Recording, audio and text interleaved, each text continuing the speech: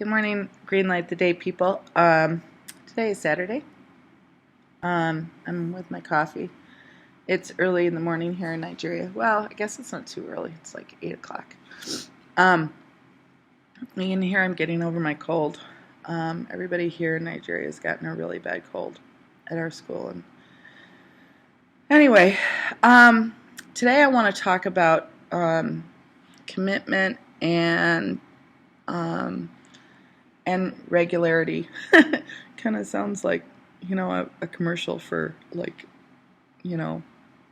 relaxers or something like that. Kind of something that gets you unconstipated, but it's not.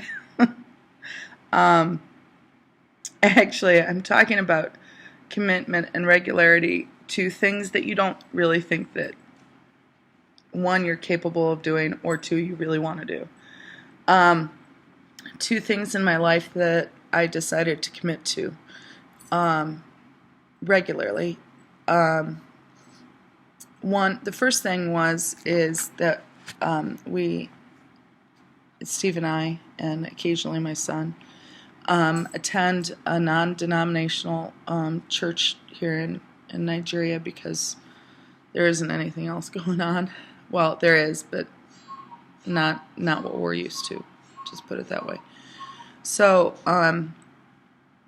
there's been a bunch of sermons about prayer, and I have to admit that I don't think I've ever been a regular prayer. I mean, in the sense of I go to church, but do I pray every day?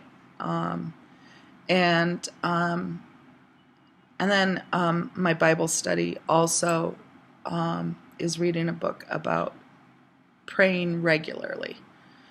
And it's not really like, a formal like prayer, but, contemplating where you are in the universe and regularly putting yourself in touch with your higher power, basically, and contemplating how she has created all of this. For me, it's been very awesome and great. And in addition to this, so regularly, so morning and evening, I do that. And then, and it's kind of like, regularly scheduling yourself for exercise. Sometimes you're like, don't really want to do that right now, and I would much prefer to read, my book before going to sleep instead of spending time with my thoughts and prayers with my God, right? But at the same time, it begins and ends my day on a note that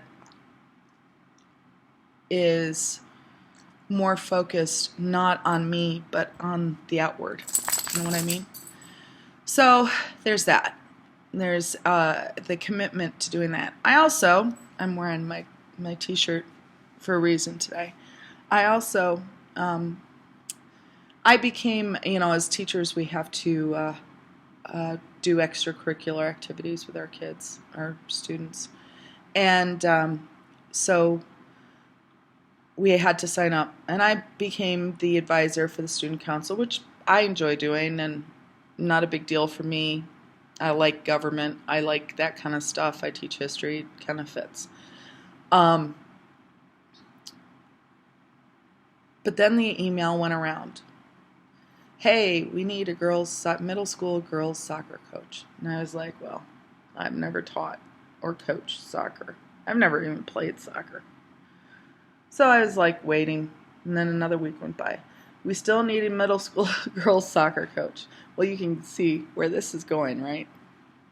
I felt bad. I teach middle school girls along with high school girls because our secondary school, our middle school, and our high school are combined. And I teach 7th grade. So I know these girls. And I felt, it's really too bad that they wouldn't have the opportunity just because somebody wouldn't come forward and be their soccer coach. And it would be a way for me to formally exercise, get myself out there and exercise too and commit to it. So I committed to doing this soccer that, I granted I've never played it. I've watched a lot of it. I've been the soccer mom kind of thing. Every day after school from 3 to 5:30, 2.5 hours of soccer practice. So, what I do is I've committed to something that I wasn't so sure that I was really good at. And I've committed to something that, frankly, puts me in I feel awkward sometimes. But at the same time, I feel kind of proud of myself for making this commitment. And so there's kind of, my message, I guess, is twofold, is sometimes you have to make a commitment, like I did about the prayer, because it'll make you better, in some way. And sometimes you have to make the commitment even though you're not good at it, because it will help other people. And and I found that by making the commitment,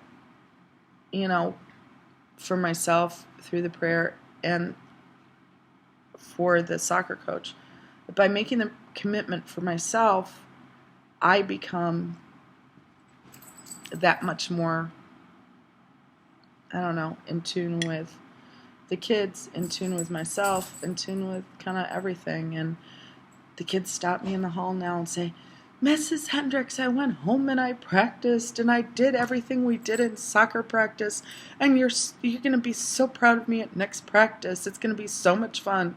And I kind of chuckle to myself because I'm anxiously trying to make soccer good and right and fun. So I'm glad they're enjoying it. So commitment to something you may not think is necessary or that you can actually do.